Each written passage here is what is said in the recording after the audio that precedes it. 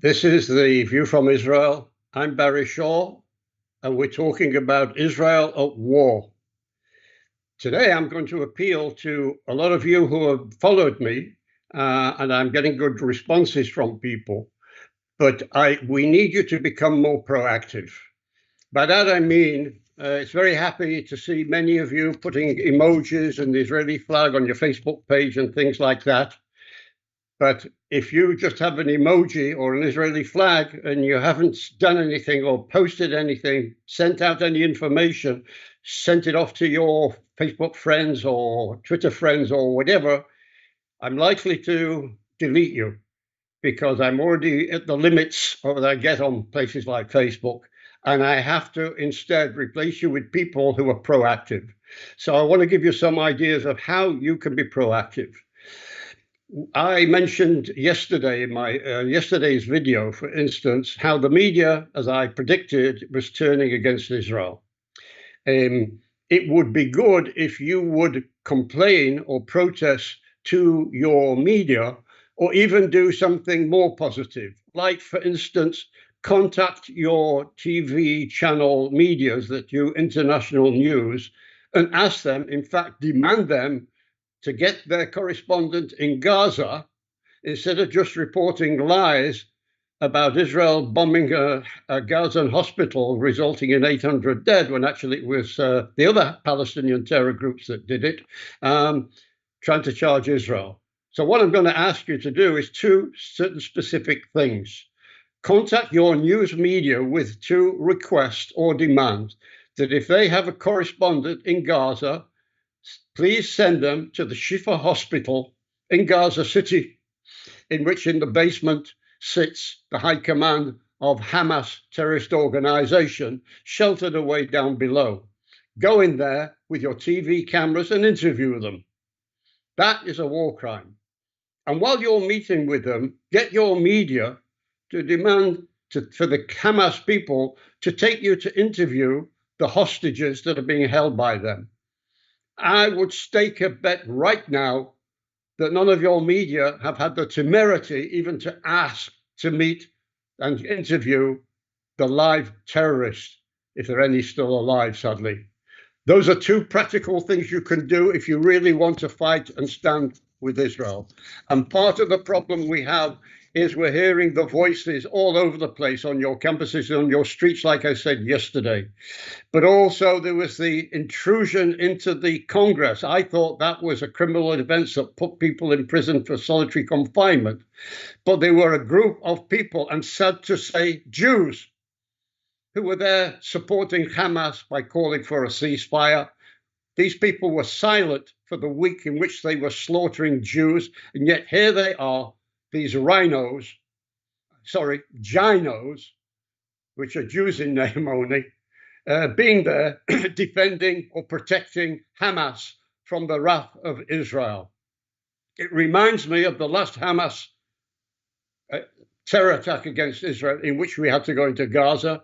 And this resulted in people like this, but in London, protesting in Parliament Square, London, and holding a Kaddish, that's a Jewish prayer of mourning, on behalf of dead Hamas terrorists. It gets as bad as that.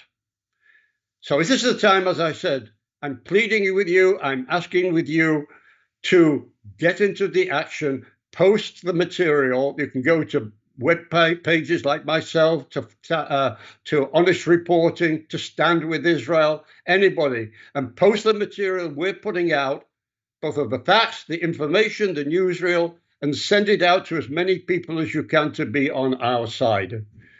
It's time for you to fight against our media and college and street enemies, while we're fighting against the real terrorists, the Hamas, Islamic Jihad, Palestinian terrorist group. Now, I want to end with a few things. I want to end with, for instance, the visit of Joe Biden. He came over, he said some wonderful things in meeting with Benjamin Netanyahu, very supportive. But what about the actions? What happened was a few things. The Arab countries he was supposed to meet, Jordan and Egypt, and also the Palestinian leader, the instigator of anti-Semitism, Mahmoud Abbas, refused to meet the President of the United States. So he went back empty-handed, so far as that was concerned. But what he did seems to be a wonderful thing. He told Israel, giving $100 million for humanitarian aid for the Gazans, the Hamas supporters in Gaza. This didn't come to Israel. I had a discussion this morning with an Israeli who really thought that meant he was giving Israel $100 million in aid in order to help us in our fight against Israel, and also perhaps give us some sort of help and compensation or whatever need for the families of the victims who have been murdered or maimed. No, it didn't come to Israel. He said it wasn't going to the Palestinians, but it did, because he's giving it to the United Nations organizations in Gaza, which are run not really by the United Nations, but by Hamas. He also forced Israel to do something that we didn't want to do, because it's against the strategic interest of Israel. And that is to force Benjamin Netanyahu, our prime minister, to agree to have Egypt open the gates and allow in what's called humanitarian aid to the Palestinians. Now, I want to mention one thing before I add on to this.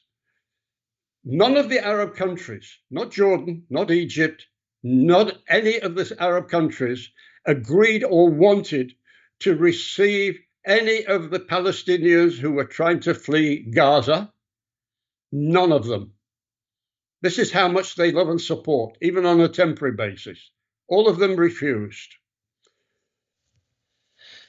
He also told our prime minister that he warned Hamas that they should not even think about purloining any of the aid or the money he was sending over. That's like telling Jack the Ripper to stop ripping. What do I do with this? On the plane home, he was talking with the journalist, and he made a joke. He told reporters, when they were asking him about the rocket that hit the hospital in Gaza, that it was resulted in, not in Israel, as I mentioned before, but the Islamic Jihad and Hamas. He said, and I quote, "The Palestinians need to learn to shoot straight." This from the President of the United States on his flight home after visiting Bibi, our war cabinet, and rejected by the Arabs in support of Hamas. This is the situation we're in today. And this is why we need you to become our warriors, our fighters against the media, against your leaders who really don't understand what's going on over here. Please contact me if you need any help. My name is Barry Shaw, The View from Israel, Israel at War.